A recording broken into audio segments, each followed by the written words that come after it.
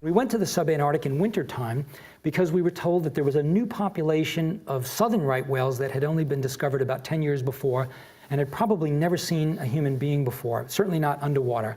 It was a very speculative trip. I didn't know what we'd find, but got there and lo and behold, these animals just couldn't have been more curious.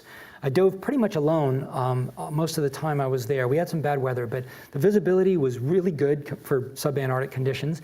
And here you see two of these right whales just coming right in. I should also mention that right whales have these things on their head called callosities.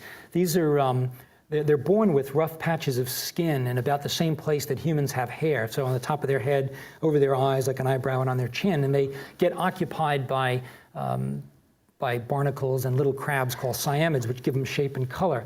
But these animals were just so curious. I mean, these were 45-foot, 70-ton whales that came right up to me, allowed me to make full-frame, pictures of just the eye, this very soulful eye of this whale, about the size of a softball, just looking at you and thinking. And, you just can't help but wonder what they're making you out as. You just don't know. On the days when the visibility wasn't so good, I sort of dropped down and made silhouette pictures. This is a courtship of a male and female. I was careful not to get in between. That would have been very bad.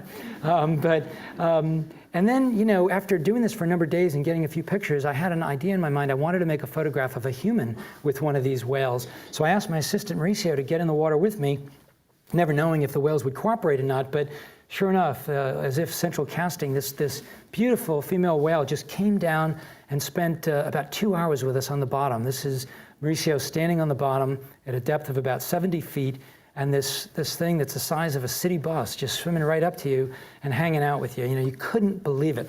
As I made these pictures, I was swimming along the bottom, and you've got a dry suit on and a steel tank and all this weight, about 100 pounds of equipment. And after a while, you got to catch your breath. So I just sort of knelt down and tried to catch my breath. And I was sure this whale would just keep me in the dust, leave me in its wake. But it actually turned and came back and stopped and waited for me. I was looking at that big softball eye, and it was as if to say, I'll wait for you. You got to catch your breath. I know you can't swim very well. And then, off we went.